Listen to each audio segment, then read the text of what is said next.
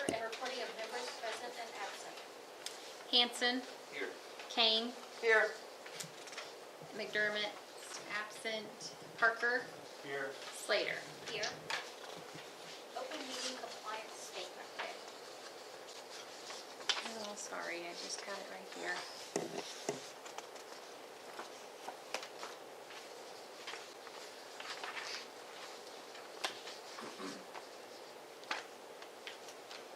Did I give it to one of you guys? What is it you're looking for? Oh, I got it. I, the undersigned clerk of the Board of Education of the Alva Independent School District, Number 1 of Woods County, Oklahoma, certify that prior to December 15th of the last calendar year, the date, time, and place of this regular meeting was filed in the office of the county clerk of Woods County, Oklahoma. I certify that at least 24 hours prior to this meeting, excluding Saturdays, Sundays, and holidays, notice of the date, time, place, and agenda of this meeting was posted in prominent public view at the office of the superintendent. Heading number 3, the consent agenda. All the following items, which concern reports and items of a routine nature, normally approved by one board vote, unless any board member desires to have a separate vote on any or all of these items. The consent agenda consists of the discussion, consideration, and approval of the following. 3.1, addition of items of new business to the agenda. There are none. 3.2, minutes of the February 7th, 2022 regular meeting. 3.3, approval of the finance report. 3.4, approval of the activity fund report. 3.5, approval of activity fund fundraisers. 3.6, approval of the activity fund inter-account transfers. 3.7, approval of the child nutrition report. 3.8, declare the following items as surplus. Okay, 3.2 are minutes from the February 7th, 2022 meeting. Can review those without any receiving errors. Agenda item 3.3, the first attachment for the investments for the district, and all those are current and up to date. The second attachment is the finance report provided each month to you all, and so you can open that up. Also, if you take a look at the finance report that I've provided, you can see that our gross production is over 500,000, close to 600,000 more than the previous year. We're also have increased revenue at our motor vehicle tax, our REA tax, but we are behind in both county formula and school land revenues. If you look at the second page of the attachment, it provides those numbers graphically, and then the third page, it has them by month per number. So comparison from FY22 to FY21, our revenue has increased in these areas $1 million, and we've spent approximately $43,000 more in comparison to last year. I wanted to show you also, didn't have this attached, but pull this up here on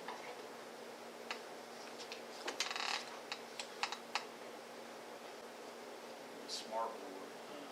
Try to make that a little bit bigger, but you can see, if you look over here on the far column I have currently what we've collected with our estimate of needs. So this area that I just highlighted, that is our estimate of needs, and you can see in our Act 1 we collected 88%. And so as I scroll down, you can see the collection in those columns. Draw your attention to 90% with our county 4 mill, and you can also see our gross production tax we have over collected from what our estimate needs was originally. So for the district, the revenue has increased. One thing to mention is, as a result of inflation, different school finance leaders have talked about the importance of accounting for the inflation and the increased prices in their expenditures. And so they're saying that is anywhere between 7.5% to 8%.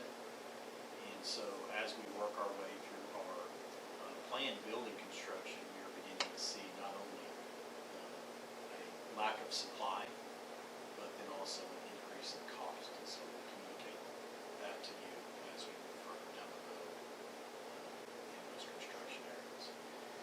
Agenda item 3.4, activity fund. I want to thank Ms. Turkey for her work with our activity funds. All of those are in good standing. 3.5, we have a new fundraiser that student council is going to, would like to have board approval to be able to do. This is going to help cover the cost for some of the leadership camps that they attend. And so you can see the description of this, donations for a month. And I'll let you read through it. Agenda item 3.6 are inter-account transfers. This is our concession distribution. So if you will open up that attachment, we were able to distribute 45% of our concession revenue to all of those groups that worked concession stands. And then if you look at the second page of that attachment, there's another inter-account transfer, and that is for the baseball to purchase the remaining concession from basketball so that they can use it, and it's for $1,000.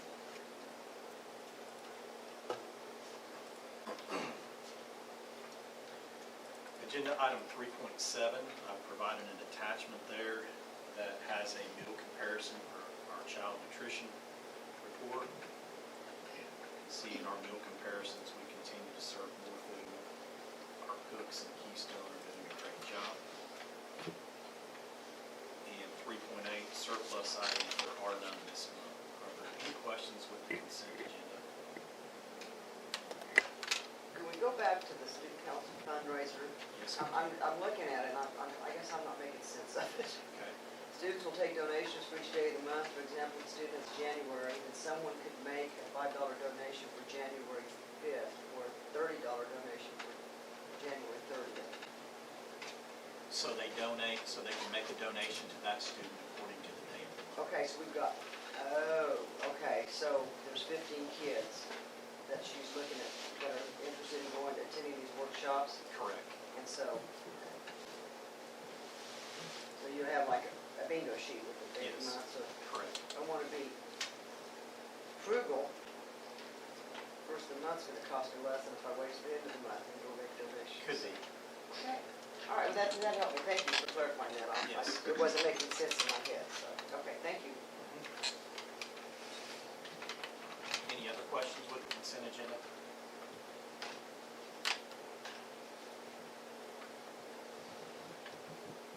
There are none, I would recommend its approval.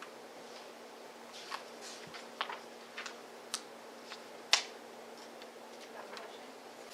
Make a motion that we pay 3.1 to 3.8 as presented. Second. Slater, Yes. Parker, Yes. Kane, Yes. Hanson. Item number 4, vote to approve purchase order encumbrances for the following funds for fiscal year '22. 4.1, the general fund as referenced, and 4.2, the building fund as referenced. Okay, 4.1, our general fund, we will open up the top attachment. A couple of our general fund expenditures this month, $4,858 with Midwest Music for band equipment. This was an original purchase order that was ordered this summer, and Mr. Stewart had to change the order because they were not able to ship that, and they just got word of it. Purchase order number 438, $6,840. That is track sweats and hoodies through Compass Athletics. Those will be school issued, so we'll keep those and use those each year. Purchase order number 443, $58,955. That is access elevator. That is to install a chair lift here at the high school down to the basement. Purchase order number 451, $3,860. That is our sonic firewall, an added layer of protection for the internet. And then purchase order number 456, $1,900. Because we have received more federal money than normal, Mr. Carroll may explain this, we now fall under Uniform Guidance auditing rules, so we have an increase in our auditing expenditure. The bottom attachment, the general fund payroll expenditure, Those are substitute payments and school-to-pay payments. Agenda item 4.2, building fund. If you'll open up that attachment. Purchase order number 4592180. That is to work with a company to inspect our basement to ensure that there are no mold issues. Purchase order number 461845. That was to clean out some of the dirt and backfill in on the hills where it's gathered up near the retaining wall. Maybe 2 months ago, a month ago, we approved repainting the track. And before we do that, we need to ensure that the dirt's not going to run over the retaining wall of the track. So that was to help with some of that work. Are there any questions about any of the expenditures in the general fund or the building fund? In the general fund, number 438, the track sweats, is that part of that rotation of uniforms? Yes, and so we haven't had any kind of track sweats or hoodies in quite a while for our student athletes, and so they will use those this year, and then Coach Foster will inventory those, and we hope to get 5 to 6 years out of those, is our hope.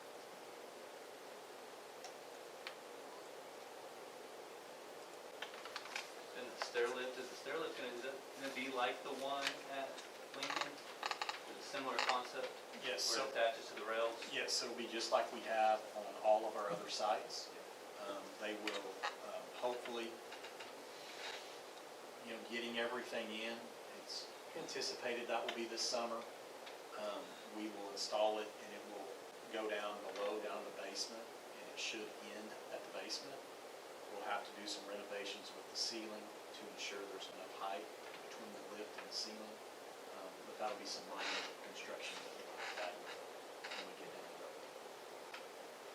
But it will be very similar to each one we have at all of our sites. Yes.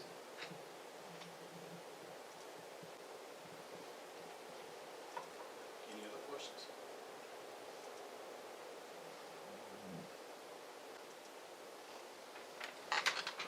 For no other questions, I would recommend the approval of agenda item 4.1 and 4.2. Move to approve items 4.1 and 4.2 as presented. Second. Hanson, Yes. Kane, Yes. Parker, Yes. Slater. Yes. Item number 5, the superintendent's report. We'll start with our resignations first. We have a resignation from Cindy Schaefer at Cook, Washington. We have another resignation from Jackie Weathers, paraprofessional at Washington, and then Jennifer Redinger, a paraprofessional at Washington also. We have a retirement from Mr. Chapman, a Longfellow PE teacher. Mr. Chapman has spent many, many years in the administrative role, and teaching role, and he's done an outstanding job. Our students love him, and we will miss him dearly. But we know that he is looking forward to retirement and going to enjoy it. So, agenda item number 5.2, my communication. Just want to mention to stay aware of legislative updates that you received from the School Board Association. Many bills out there that continue to be looked at, from some school voucher bills that we need to be aware of as a district, and many others. So please stay aware of all of the legislation that is currently active. Want to mention our band. Our band received excellent rating at regionals, and they will be participating in state at the end of March. And congratulate both of our basketball teams on a great year this year. We are currently in the planning stages to be beginning to fill some positions for next year, and also some positions this year. I want to mention to the board we're looking at additional soccer assistant coach to help Mr. Gould out this year. We'll bring to you in a minute assistant baseball coach for the middle school. We'll also begin opening some positions to fill our retirements at the middle school with history, with some additional coaching duties, and then also the Longfellow PE position with some additional coaching duties. Agenda item 5.3, talk a little bit about our thank Ms. Martini. Over the last month, we've begun to work really diligently on a plan. And Ms. Martini, one of the action steps that was required was to look at the gaps in staffing that we have across the district and what are some things that we can do to improve some of those gaps in staffing. And so I will turn it over to Ms. Martini and get her PowerPoint up here so you can see.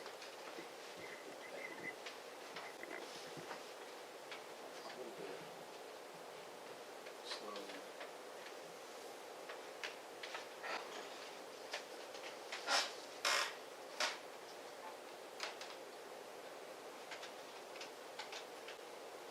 Are you going to click it for me? I can't. Let me just say click. Is that it? You just tell me what to do. Okay. This was really a fun group for me. This was, we brought in, and I have a list of the names of the people that attended, but we brought in custodians, we brought in support staff, we brought in teachers to just kind of sit down and look at areas that we would like to improve. So you click. We wanted to determine, we looked at facilities maintenance, custodial, a little bit we touched on dietary nutrition. There wasn't that much that we needed to do in that area since we adopted Keystone, but when we started the strategic plan, that was an area of concern. We talked a little bit about transportation, and then a very little bit about paraprofessionals, but I'll touch on each one of those. Okay, so the first part was to look at the custodians. So we did a breakdown of how many square feet each building is, how many custodians are housed there now, and then the average square foot per custodian they're required to cover. So that was pretty interesting. We did not take into account that we do have Circle H cleaning come in and do some of that. We were just looking at the full-time staff that are at the buildings now. Okay. So I also got some information about transportation from Mr. Ellis. We have a breakdown of each one of our route drivers and then all of the people that we have as activity drivers. And if you notice, a good portion of the activity drivers are teachers. And so this is something that I'll bring up here in a minute, but that's kind of an area of concern for us because when we have those teachers go drive the bus for an activity, then we're trying to find a sub to come in and cover their classroom. So that's one area that we would like to look at. But, okay. All right, so we also decided to look at all facets of it, and we do have a lot of travel that goes on, something that we'll have to discuss next year also, depending on, when kids go to the tech center, when they come back, there's a lot of kids, that are going to be going out there that aren't able to drive, that will need to be transported. And so we looked at just kind of the day-to-day busing that has to take place. At the middle school, we take the strength and conditioning classes up to the high school. We're taking back the athletics kids. So there's a lot of moving parts that goes into our transportation. Okay? All right, so we tried to look at all different areas, and essentially when we met as this group, I went through and I just kind of presented all of this information. These are the same slides that I showed them. We went through, we discussed all of this, and I said, okay, take all this information and come back and let's come up with some ideas. So this was just a little bit about, the process for requesting transportation. Are there things that we can do to make this, easier? So that we're trying to look at all different parts to this. Okay? All right, we also looked at lawn care, and this has kind of been an area of concern throughout. At the middle school, Patricia would mow, Mr. Ellis would come in and weed eat. Sometimes Dalton Beeler from the high school would come down and weed eat. Tim Thomas, kind of mows up here, tries to weed eat. But it's it's a big project to try to keep the lawns mowed and, trying to work around the weather and, things like that. So I know that Mr. Ellis is kind of running all around in the summer trying to do that. So we were trying to come up with ideas to make it lots better. We did talk a little bit about paraprofessionals and IEPs. The issue with that is we don't ever know from year to year exactly what we're going to need. All of of that can change if a student moves into the district and we decide that there's, a greater need in an area, or if a student is placed on an IEP, we have to make, possibly those accommodations as needed. Okay, so we also have looked at the counselors that we have right now. Currently, we have, one at the high school and then one that kind of shares the role. We've talked about Tina Pettis, who is up here some. She also goes down to our elementaries. We have one elementary counselor that is full-time that kind of goes between the buildings, and then J.C. Heaton at the middle school, and I forgot Valerie Ryder up here at the high school. And so, as part of the strategic plan, it was suggested that we have a counselor in each building. So that's kind of our end goal, is to make sure that we can look at that. So we just kind of did a breakdown of where everybody is, and that's something that we discussed later on. Okay?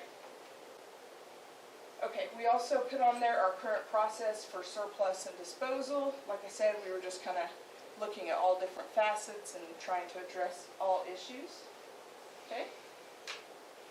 All right, so we wanted to, we came up with end goals and our questions. What's the minimum number of custodians that we need? Well, we went in and tried to research, like how many square feet can one person clean? And that it's not real feasible. It doesn't, equal out to anything. But we know that there are some holes that we could definitely look at filling. What is the minimum number of bus drivers? How many do we need to have on hand for activities? We knew that part of our strategic plan said by 2024, each school site will have one counselor, according to our personnel report. We also looked at, facilities maintenance and a director. Right now, we don't have a head custodian. Is that something that we need? Do we need someone who's going to maintain all the facilities? So I threw out a bunch of information. I gave them questions, and I said, okay, let's meet up again and discuss what we have figured out. Okay? So here are the questions that I gave them. Should we make changes to the lawn care? Does the current process for resolving maintenance issues need revision? So we just looked at all different kinds of questions. All right? And then here's the attendees for my 2 meetings that we had. So then we came back, and these were the big suggestions that they had. They would like to see us add 1 to 2 additional custodians at the high school. They would like for us to look into doing contracts for local maintenance, heating and air, boiler maintenance, and look at more of a preventative, instead of coming out and fixing the air conditioners all the time, coming out, in the summer and, servicing the units, looking for issues with it and replacing it before it breaks down, essentially. And then possibly looking for a full-time bus driver and not a driver/coach or a teacher. So, all right, so then we talked about, well, how do we find these people? And I felt like they had some really great suggestions. They wanted to advertise in local papers. Some of the younger kids talked about, throwing stuff out on Indeed or on Monster to try to look for employees that way. One of the main consensus between all of the people were, we want good, detailed job descriptions to give to those people so they know exactly, what's expected of them when they walk into this position. So they felt like that would be helpful. Okay? And then we talked about what are some things that could help keep these people employed. What would make people want to stay at Alva Public Schools? And some of them were kind of, it does cost money for a lot of these things, but for them, like a membership to the wellness, a lot of them thought that was pretty huge. Passes to Northwestern sporting events, and then possibly education reimbursements if they wanted to go, to Northwestern or something like that, or have, a class. Okay, so the issue of lawn care came up. This was something, one of the people in the meeting said, that when she was in high school, she was employed by the school, and, she had to work so many hours a week, and she was actually paid by the school. She had to work with a custodian, and so we'd like to look into all different kinds of options for that. You know, can we hire someone that's just going to work in the summer and, you know, work with our custodians and help with some of the lawn care? Let's see, they talked about Opportunities, Inc., which I haven't done a whole lot of research on yet, but they said, I know Tina Pettis said she used to work for them when she was in high school, and she got a reimbursement for her textbooks when she went to college. So there's just some different things I think we could possibly look at, and, you know, that's kind of where we are with the lawn care, but they definitely need some help, or something needs to be done to kind of help that. As far as our process now for resolving maintenance issues, the high school has kind of piloted this ticketing system where the teachers put in a ticket if there is a repair or something that needs to be done to their classroom, which is very similar to, it's the exact same thing actually, to like our IT tickets. So whenever we want something posted on the website or we have an issue, you have to put in an IT ticket. Well, it's the same type of thing to kind of help you know, let the principals know that something's going on, that something needs to be fixed. You know, it goes to the custodians. It's a great way to keep track of, hey, we let you know about this issue, you know, where are we? And you can log in and look at your ticket and see if it's been updated or not. They also suggested that we look at hiring a full-time maintenance director or possibly a head custodian over all of the buildings. Okay. As far as the counselor's duties, roles, and needs, this one is probably a little bit of a loftier goal. It would be something that hopefully we could look at in the future. And that was one thing that we talked about overall is we may not be able to make all these changes this coming year.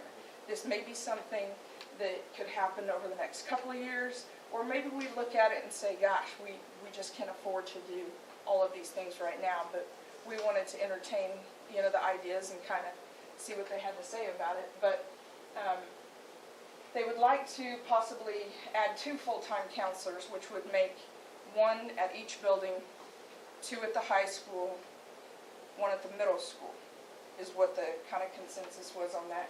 And then, in addition to that, they would like to see 1 LPC, a licensed counselor, to come in and do individual counseling with the students. They just kind of felt like there was not enough counselors in the district for all of the issues that we're having, you know, with students now. Okay, so we also talked a little bit about the needs for an alternative education program. There is one at the high school. You know, we've talked a little bit about, you know, is that something that could be combined with the middle school for students who need credit recovery, in-school suspension, and those students that are failing. So we kind of brushed on that a little bit. Mr. Argo and I haven't had a chance to have a whole lot of talks about that, but that is something that the committee, you know, discussed. You know, one of the things that they were thinking that adding an extra counselor could do at the buildings is the students that are struggling or on behavior plans, the counselors could possibly pull those kids out, work with those kids if they were struggling in the classroom. It'd be like someone would be more available on the fly, on the ready, if there was a student that was having issues in that moment, instead of, you know, having a scheduled time that the counselor's there. So, okay. And that's all. I guess that's it. Thank you, Ms. Martin. No Do y'all have problem. any questions? No, I commend your work. I appreciate the fact that you asked people doing the work what they need. I mean, sometimes they get overlooked. If they see a grand scheme and you go, well, that doesn't really address our needs here locally, so thank you for taking the time to do that. Great list of work towards, so Yes. thank you for that diligence.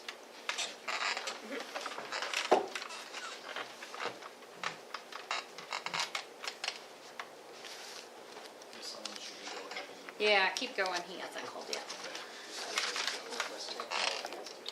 Items of current business, 6.2, discussion with possible board action, vote to approve the revised extra duty assignment schedule for fiscal year '22. So, Ms. Martini, I'll turn it over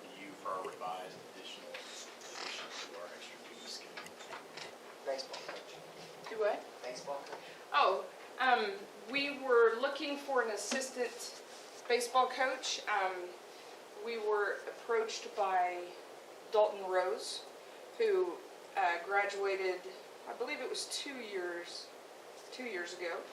He is attending Northwestern, and he had some extra time on his hand. He did play for the Alva high school baseball team, and he is interested in possibly pursuing some coaching. So I would like to recommend that we hire him.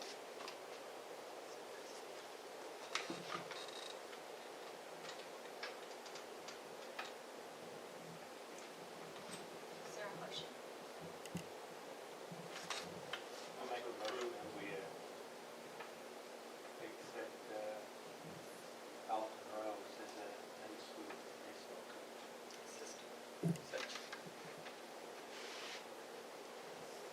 Hanson, Yes. Kane, Yes. Parker, Yes. Slater. Yes.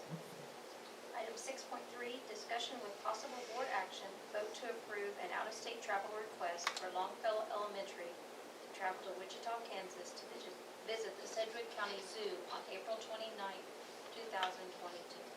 So these next agenda items are going to be agenda items on out-of-state travel. It's something that as we recalibrate ourselves to this, I have a difficult time remembering some of these trips and some of these organizations that have done these, but this is something that Longfellow has been able to do prior to COVID, and so I would recommend the approval of this travel request out of state. Make motion to accept 6.3. Second. Slater, Yes. Parker, Yes. Kane, Yes. Hanson. Yes. Item 6.4, discussion with possible board action, vote to approve an out-of-state travel request for Alba Middle School to participate in a track meet at South Barber High School on April 14th, 2022, and Medicine Lodge High School on April 19th, 2022. Again, these are routine requests that our student athletes have been able to travel to these meets, and so I would recommend their approval.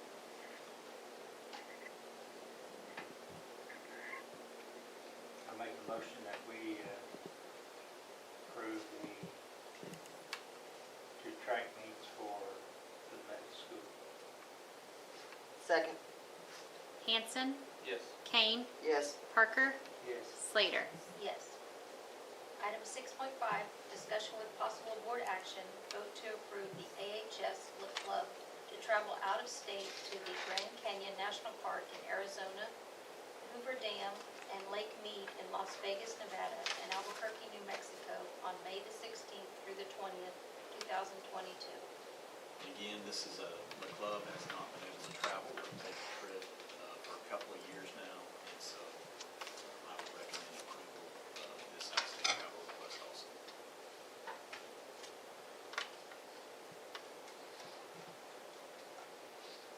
So moved. Second. Slater, Yes. Parker, Yes. Kane, Yes. Hanson. Yes. Item 6.6, discussion with possible board action, vote to approve an out-of-state travel for the Alba FFA to attend a livestock judging contest on April 11th, 2022 in Lyons, Kansas. And again, another out-of-state travel request that our FFA has been able to attend previously, and I would recommend approval of them to travel to Lyons, Kansas for this judging contest. Move to approve 6.6. Second. Parker, Yes. Slater, Yes. Kane, Yes. Hanson. Yes.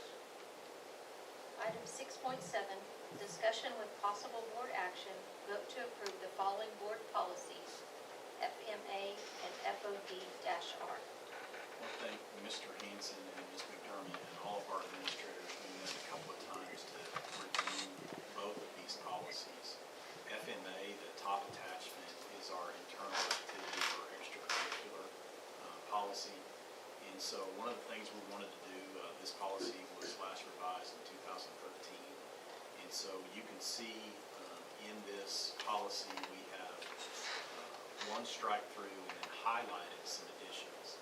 And so the strike through regarding district baseball and softball strike through that and allow them to play those games during the school day. District softball and baseball has changed in how they format that, and so it requires extended travel time for both teams. And so a lot of times, we had an instance this year in softball where the team traveled from Marietta, and they requested that we play early so that they can return by evening. And so this policy will adjust to those situations. We also updated some of the activities in our FCCLA, in our FFA.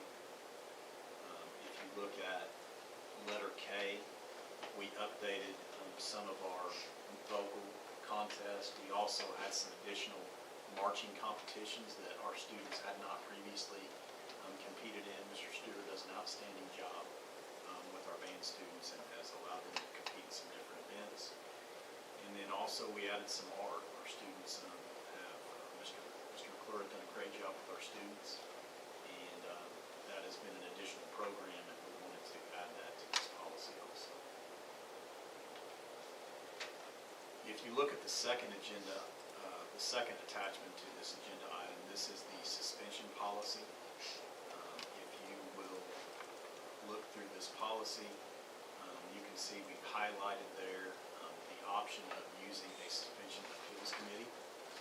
This suspension appeals committee would be made up of 3 administrators and/or teachers, or a combination of both.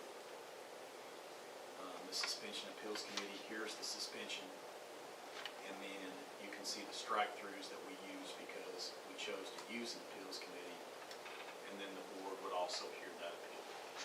And so this was just language to clean up that suspension policy. So again, I want to thank Mr. Hanson, Mr. McDermott, I want to thank the administrators for their time reviewing those, and we recommend to the board that we approve policy FMA and FOBR.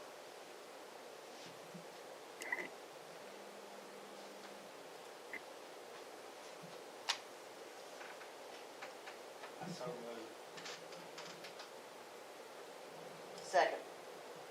Hanson, Yes. Kane, Yes. Parker, Yes. Slater. Yes. Item 6.8, discussion with possible board action, vote to approve the following contracts for fiscal year '23. 6.8.1, MAS Incorporated. 6.8.2, School to Work. 6.8.3, Employee Evaluation Systems, Inc. And so these 3 contracts are routine contracts that we have approved as a school district. 6.8.1 MAS, Municipal Accounting System, is the software program that we use for all our HR, payroll, and is also a component to our student information system. Our School to Work program, we were able to use that program, and it has enhanced our students' opportunities. And then 6.8.3, our employee evaluation system. The OKTLE is an electronic system that we use to evaluate both administration and teachers. And so I would recommend the approval of those contracts. A question on the MAS, is there any possibility that do they do anything that would help with some of the things that Ms. Martini presented on with, like a work order type system, or? No, they don't do anything like that. That's a great idea, because that could be something we might suggest to them, that if they could build something, but they don't. That's a really good idea. We might be able to integrate it somewhere there. They don't currently, but MAS is a really good system used statewide, and it really integrates really well with the State Department of Ed. And so we've had it's an easier time through accreditation reports, personnel reports, because MAS integrates so well with their software programs at the state level.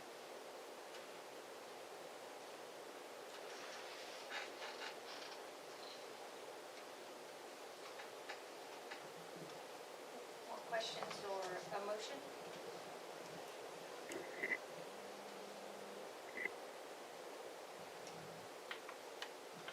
I make a motion that we accept 6.8.1, 6.8.2, and 6.8.3. Second. Slater, Yes. Parker, Yes. Kane, Yes. Hanson. Yes.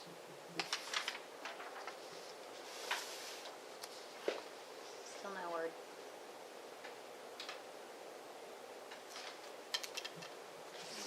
We can't go into executive session and do my evaluation until we're, I mean, you can go in and come back out. okay. Just wait a few minutes. I'm gonna have you sign documents while we're waiting. Okay, I'm okay. Some of them. Well,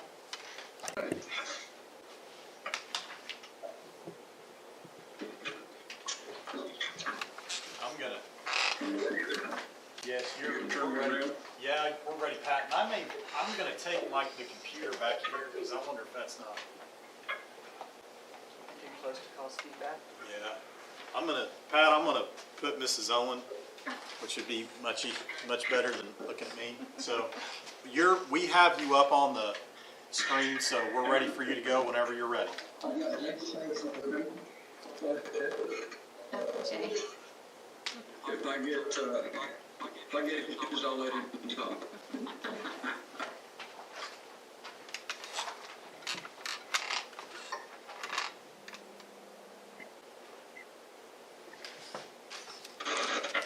When you're ready. We're ready. We're ready.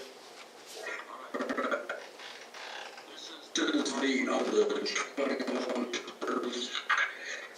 you have 3 opinions this year.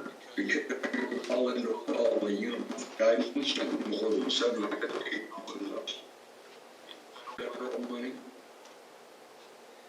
And this is my 4th day, so if I get to stuff, if I start talking, you clear my question.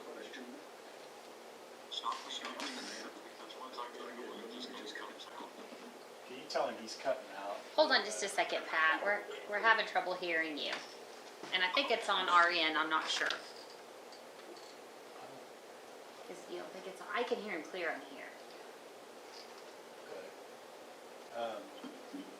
Is your, your See if you computer? can turn up my speaker. Like I say, if we could all sit at a table and just, if we can hear him from there, it's more valuable than you cutting out. It's very distracting. For a little bit, I watch butterflies fly by. Rabbit. Okay, Pat? Yes, ma'am. Yes, sir. Okay, yeah, why don't I'm gonna turn down our screen and if you just wanna go ahead and we'll see if the sound's a little better. Let me.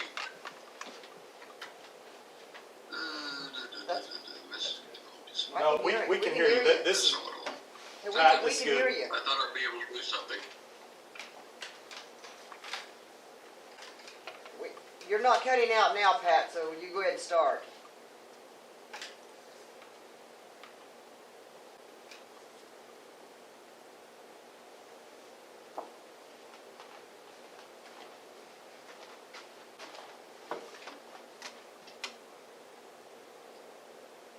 Pat?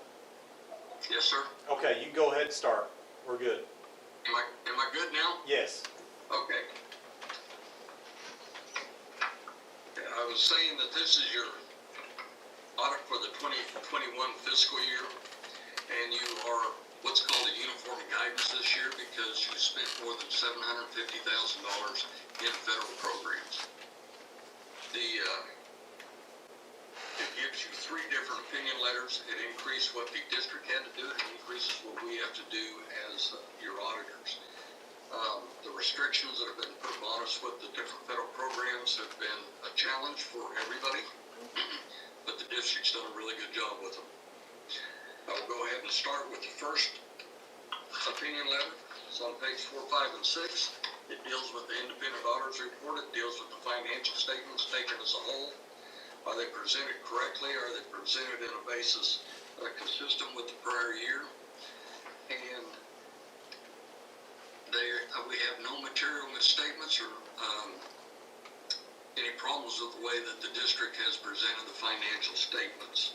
There is one item in there that's considered to be a qualifications because we're not on a accrual basis of accounting.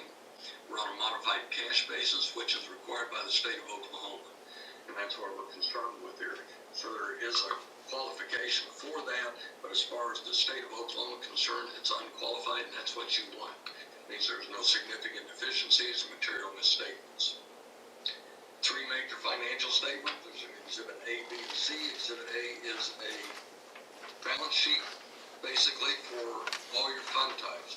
You have governmental fund types, general, special revenue, debt service, and capital projects.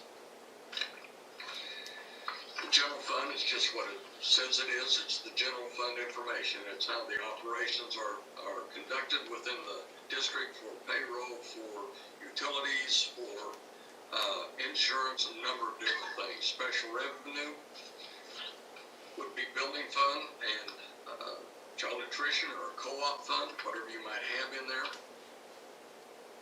Debt service is your sinking fund. That's where you're going to collect money to pay off your bonds and your debt, which you don't really have any of those. Capital projects would be where your bond funds go. We have no bond funds right now either. Trust and agency has 2. It's an activity fund and your gift and endowment. General long-term debt and the total memorandum column are just that. They're total columns for information. It shows the cash on hand or investments for each one of the special governmental fund types or fiduciary fund. The liabilities are outstanding, which on the liabilities you have warrants payable. Those are warrants that have been issued but had not gone through the bank. And you have reserves for encumbrances. Those are purchase orders you as a board have approved. We have not received the goods or services by June 30, so that money has to stay within that fund until those items come in and pay it out of that fund. That money can't go forward into the next year. We then have our fund balances. They'll either be restricted or unassigned. The general fund's the only one that has unassigned balances. It's the money that where the general operations go from. The others have restrictions on them, whether it's going to be for your debt service, capital project, your building fund, your child nutrition fund, or in this particular case you have a gift fund. That's the monies are restricted for. You take the fund balance and add it to the total assets, it comes up with what the fund balance to the total liabilities, it comes up with what your assets are.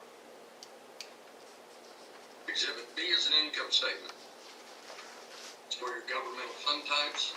It shows the major sources of revenue, the major types of expenditures, excess of revenues collected over on your expenditures. You can see we had a decrease in both our general fund and our special revenue fund.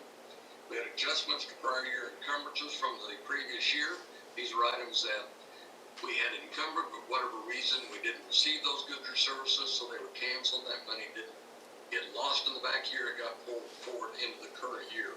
We also had a stopped warrants that were brought into the district. So the warrant we'd written was lost. We can write it off and bring it forward. We had transfers in. That's money that came in from the activity fund to the district for items that were transferred over. We then had our excess or deficiency of the revenues collected over expenditures. We had to subtract that to our beginning balance. It gives us what our fund balance was. We had a under collection in our ad valorem money this year due to protests. It's one of the items that one of the reasons why we had the decrease there. It wasn't the full reason for the decrease, but we did have an under collection in our ad valorem money.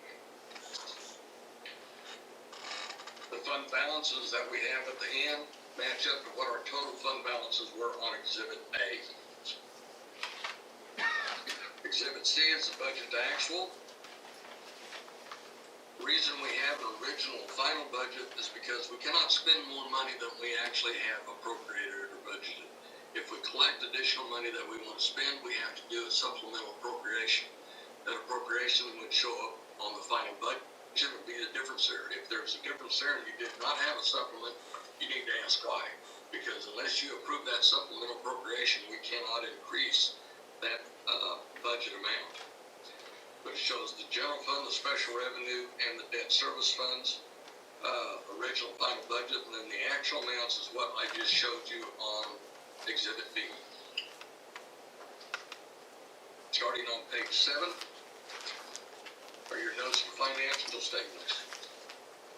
They go through page 14. If you're you're not new to this presentation, I will tell you that you should read these. But I'm going to tell you, you probably want to mark your spots. You don't want to start over. A lot of information, a lot of good information, but it's not easy reading. It's not good reading. It's written by attorneys, it's written by accountants, and there's a lot of verbiage in there, but it does tell you a lot about your district. Talks about your reporting entity, gives you a fund description for each one of your fund types, talks about your basis of presentation, which is a modified cash basis, talks about the budget, the budgetary accounting system that we use each year. Also talks about your general long-term debt. If you had any, that would have shown up on page 10, but you do not have any long-term debt. Talks about the revenues that can be collected by the state or by the school district, and the money that comes into the district on the district side comes from the federal government, the state, or your county. Very little of it comes from anywhere else. There's not a lot of cash that comes in. It's almost all direct deposit to the treasurer. The county treasurer is your treasurer. If you had a bond that was coming up, someone would want to know if you had any hidden liabilities. They probably want to know what you do with a retirement system. That would be on page 13 and 14. It tells them what that is. That there is a retirement system, but it's held by the state of Oklahoma with the teacher retirement system. And on page 14, the top column shows what you paid into that teacher retirement for the last 3 years.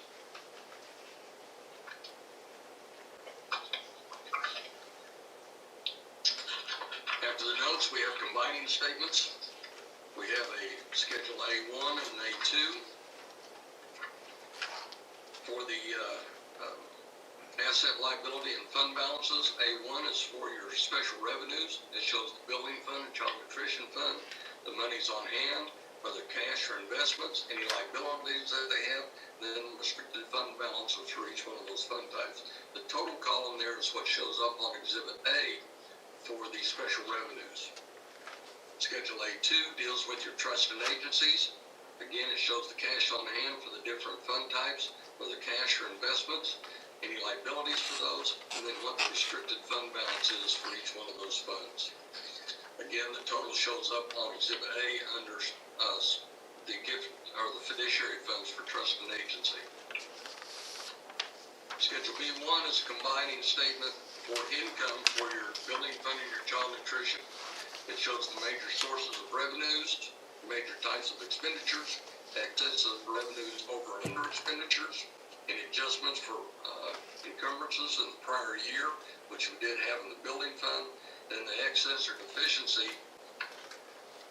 of revenues collected over expenditures for each one of the fund types. We'll take that deficiency and subtract it from the beginning balance. It shows what your beginning balance forward is. You can see in your local sources under the building fund, the $662,000, that's what you collect in your building fund. At this point in time, if you were going to do something major with your facilities that you need to do over and above what you would have here,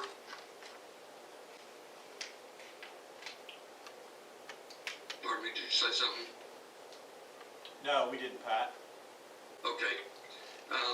The $662,000 is all you collect in the building fund. You make capital expenditures through a building fund or a bond fund. You don't make it through the general fund. So the $662,000, what you have. The good point is you have such a good fund balance in your building fund. You have dollars in there to make some of those capital expenditures. C1 is just a budget actual, again, for the building fund and child nutrition fund independently. Shows the original final budgets and then what was actually collected and spent, which I just showed you on Exhibit B. And it's a total column over here, and that's what shows up on Exhibit C for special revenues. Starting on D1, is your activity fund. You see the number of activity funds you have. You have a number of those. You approve those funds each year. You approve how they can raise the money and how they can spend the money. Then you have to train the people that are the sponsors for these sub-accounts because they have to do the same thing as your treasurer. They have to collect the money and turn it into the custodian on a daily basis, because it has to be deposited daily. You also have to make sure that they are preparing a requisition before they make the expenditure to make sure it's something that you approve that they could spend. And then that can be turned in, and then they can make the purchase. You have a number of people there. You've got 2 pages of people. There's a lot of people that are involved in these activity funds. This is our highest risk because it's cash. So we have to make sure these things are being taken care of, that they're checked, and they're being checked by not only you and the custodian, but also by us.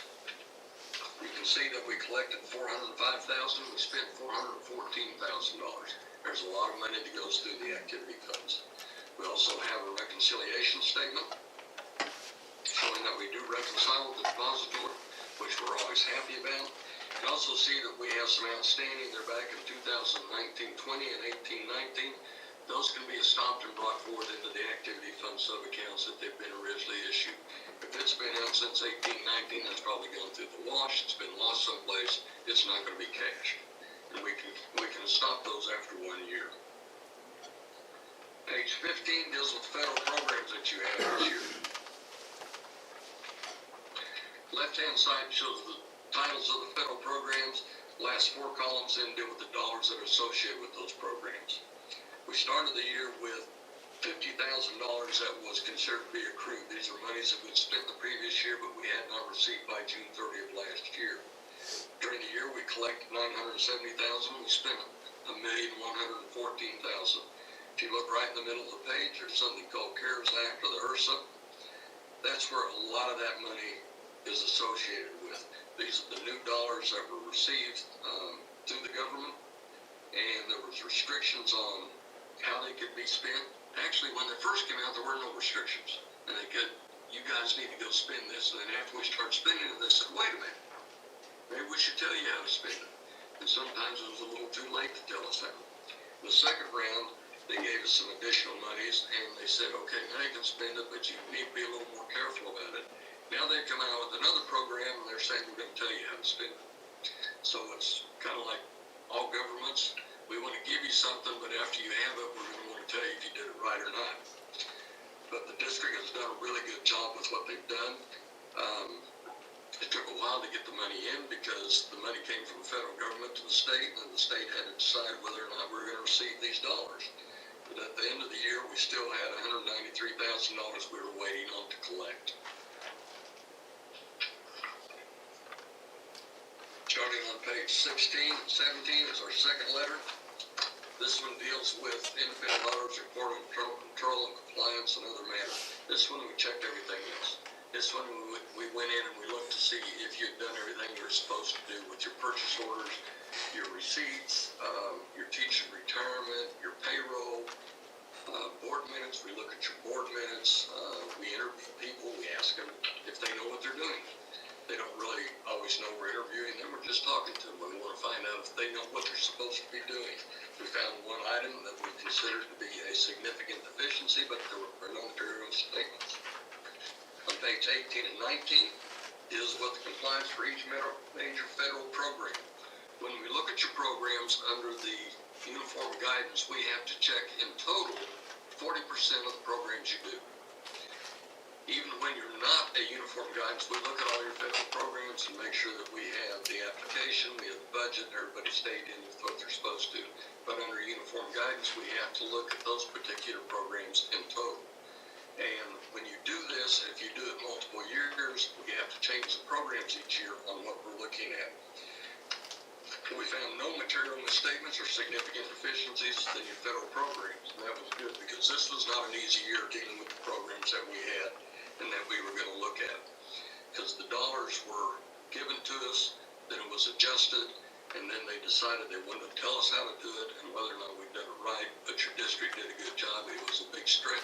It was a lot of extra effort for your administration and the people dealing with these programs. So they've done a really good job. If you look at page 20, this is when you find if we had anything to say about you. I told you at the very first that the type of auditor's report was unqualified. It is for the state of Oklahoma. This is what goes into the federal government. Okay. Page page 20 is where you're going to find out if I had any significant deficiencies in material items that I wanted to talk to you about. At the very top, you can see that it says adverse opinion. I said it was unqualified. It is for the state, but for the federal government, it's adverse because we're not on an accrual basis of counting required under generally accepted accounting principles. With respect to the regulatory basis of accounting, we have an omission of the general fixed asset group. So again, for AICPA, it's qualified because we don't show general fixed asset within the financial statements themselves. It's modified cash, so the state consider the money to be expensed at the time we make the purchases for either a building or for equipment, anything to improve our facilities. We're not going to depreciate those over 20 years because we're not doing income tax, but we do include all that information in our fixed assets for our inventory. It shows up on that. We have to have it there for our insurance purposes. We just do not show those within the financial statements. When we buy something, we bought it, it shows the expense, and it's gone. There were no material weaknesses with internal control. We found one significant deficiency. There was no non-compliance materials within the financial statements. Within the federal awards, there were no material misstatements. There was no reported significant deficiencies. The type of the auditor's report is unqualified, and there were no audit findings disclosed that need to be reported in regards to uniform guidance. The programs that we looked at were your IDA special ed programs and the new CARES programs. Those are the ones that we took under consideration for our 40% of the federal programs that needed to be checked through the uniform guidance. We found one item within the district itself that dealt with pre-numbered receipts were not always utilized by the activity fund sponsors. Receipts were not turned in the activity fund custodian on a timely basis. Pre-numbered receipts shall be issued for every sub-account for each fiscal year, and each teacher in the school system should be informed that all monies should be turned in the school activity fund custodian on a daily basis. What we've had happening is they make a list of their students and they write them down who paid something, but there needs to be a receipt that can be tracked to see, okay, this is what's turned in and this is what we've collected, and there's a tracking of some type to show that this is what's been collected. It's required by the state that it's to be done that way. Some of this money comes in cash and some of it comes in checks, and we need to be able to verify those items for the people that turn them in. Now, if we're looking at something that's small on a daily basis, they're going to sell suckers for a nickel or something, we can use that list. But if we're selling things that are coming up to thousands of dollars, we need to have receipts to those individual people. As far as the major programs go, there were no reported items. We had nothing in the prior years, so there was nothing to review there. Overall, it's a very good audit. The district has made an effort to be in the guidelines with the state of Oklahoma and the things that we've suggested, which we always really appreciate, because anytime we find something, we have to check on it the next year. And we look to see if it's been corrected at the time we told everybody about. So it gives you a little bit of leeway to make sure that things have been corrected. Like I said, I go through this pretty quick, and this is my fourth one today, and I've got one more after this, and sometimes I go quickly. And if you have any questions, I'd be more than happy to try to address them.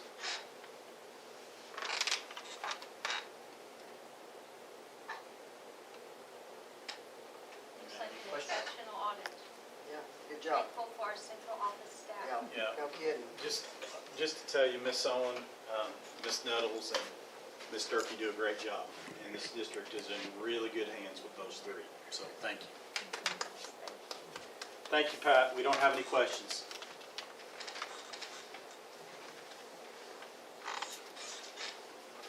Did you lose me again? Yeah, for a second we did. We don't have any questions. Thank you. I can see your mouth moving. It's like I'm like being at home. Thanks, Pat.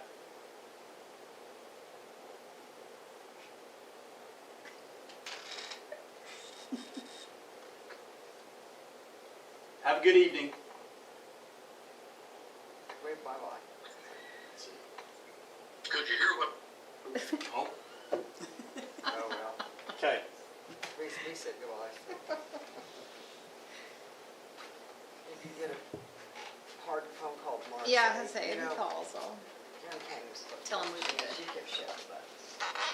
Item number 7, proposed executive session. We need to vote on that. Oh. 6:00. Oh, I'm sorry. That's okay. Oh, it's back to 6.1, sorry. Yes.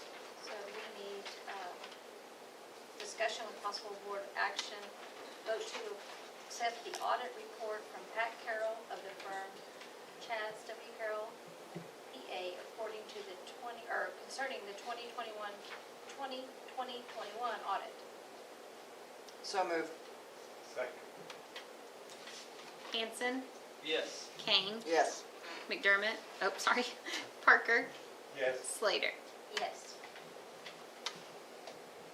Now, on item 7, proposed executive session to conduct the ongoing evaluation of the superintendent per 25 OS section 307B1. Vote to convene in executive session. So moved. Hanson, Yes. Kane, Yes. Parker, Yes. Slater. Yes.